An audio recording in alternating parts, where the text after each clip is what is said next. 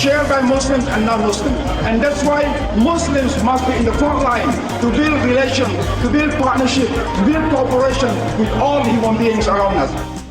Imam Samsi Ali adalah salah satu dari 2 imam yang diundang untuk menemani Presiden George W. Bush di saat mengunjungi Ground Zero beberapa hari setelah 11 September. Berpartisipasi dalam konferensi internasional Imam dan Rabi untuk perdamaian di Seville, Spanyol 2006 dan National Summit pertama Imam dan Rabi Amerika Utara 2007. Mewakili komunitas muslim pada diskusi antar agama dalam acara dialog agama dan pembangunan berkelanjutan di Gedung Putih pada tahun 2007. Imam Samsi Ali juga berpartisipasi dalam dialog antar agama Transatlantik 2008 di Frankfurt, Jerman. Imam Samsi dinobatkan sebagai salah satu dari 7 tokoh agama yang paling berpengaruh di New York City oleh New York Magazine. Juga diangkat sebagai duta perdamaian oleh Federasi Internasional Agama Penghargaan Interfaith Ichley 2008. Dan dianugerahi sebagai salah satu dari 100 penerima The 2009 Ellis Island Medal of Honor Award. Ini medali emas bergengsi non-militer adalah pengakuan tertinggi yang diberikan kepada imigran dengan kontribusi luar biasa kepada masyarakat Amerika dan dunia. Baginya itu karena dedikasi tanpa henti dalam membangun jembatan antara komunitas agama. Pada tahun 2009 hingga 2014, Imam Ali terpilih sebagai salah satu dari 500 Muslim paling berpengaruh di dunia oleh Studi Islam Royal Center Strategis di Yordania dan Universitas Georgetown. Riwayat pendidikannya memperoleh gelar BA dalam tafsir dari Universitas Islam Internasional Islamabad, Pakistan pada tahun 1991 dan gelar MA dalam studi perbandingan agama dari universitas yang sama pada tahun 1994. Imam Samsi Ali memiliki kesempatan untuk bertemu dengan berbagai tokoh seperti mantan Presiden George W. Bush, Bill Clinton, Hillary Clinton, Pataki, Michael Bloomberg, serta mantan Presiden Susilo Bambang Yudhoyono, Profesor B.J. Habibie, dan Kiai Haji Abdurrahman Wahid, dan tentunya dengan Presiden Amerika ke-45 Donald Trump. Imam Samsi Ali telah menerbitkan banyak tulisan di berbagai media dan beberapa buku, antara lain Dai Muda di NYC, True Love in America, Sons of Abraham, Menebar Damai di Bumi Barat, Anak-anak Ibrahim, dan 7 Tokoh Dunia. Melalui Yayasan Nusantara, Imam Samsi Ali saat ini sedang berjuang mendirikan pondok pesantren pertama di Amerika. Sebuah properti dengan lahan seluas 7,4 hektar di kota Mudus, Connecticut telah dibeli beserta beberapa gedung untuk dijadikan pesantren. Melalui pesantren tersebut, Imam Samsi Ali berusaha mengenalkan Islam yang ramah, berkemajuan, dan sejalan dengan nilai-nilai positif modernitas. Atau lebih dikenal dengan istilah Islam yang rahmatan lil alamin kepada dunia.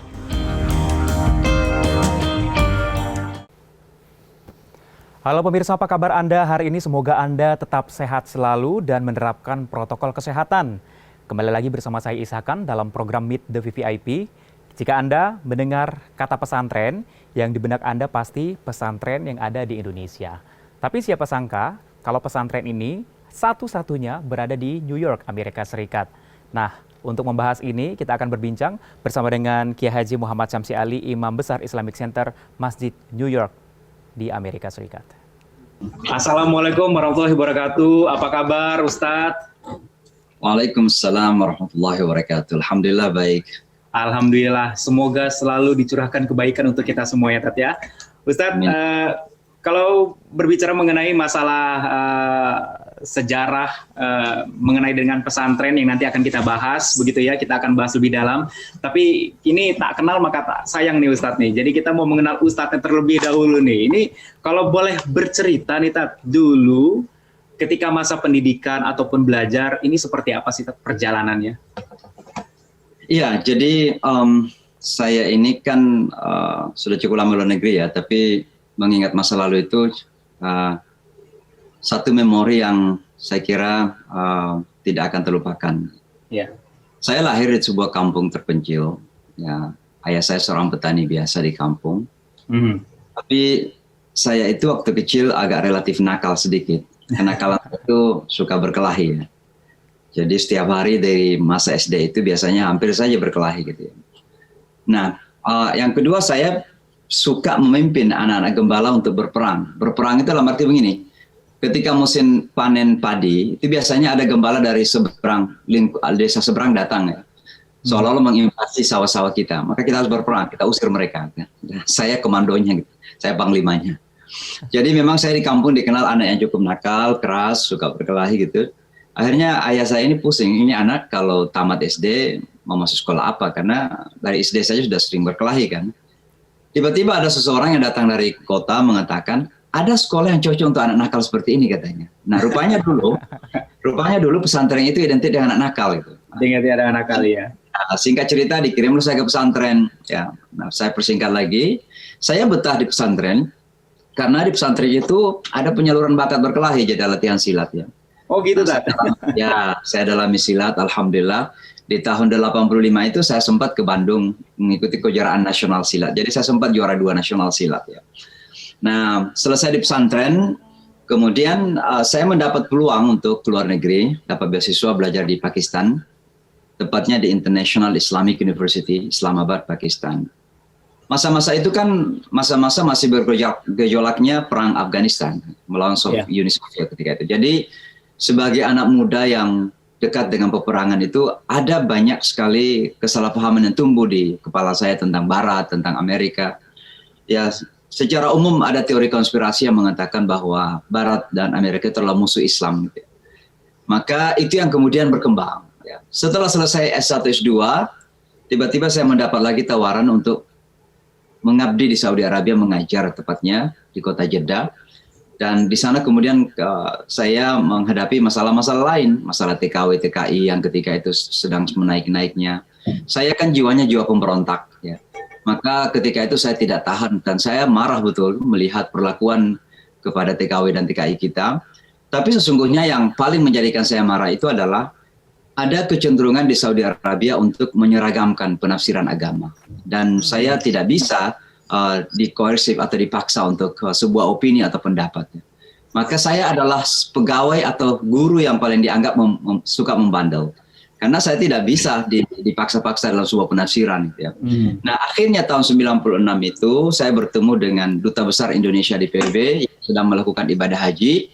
Dan kebetulan saya diundang memberikan ceramah manasik haji di Konjen, Konsul Jenderal Republik Indonesia di Jeddah. Nah setelah ceramah itu beliau kemudian mendatangi saya dan menawarkan, mengatakan, Dek, mau nggak kalau saya ajak ke kota New York? Saya tanya untuk apa Pak Dubes? Dia katakan, kita baru membeli gedung untuk kita jadikan sebagai masjid dan kita perlu seorang imam. Jadi berangkatlah saya ke kota New York. Ya. Jadi latar belakang pendidikan begitu ya.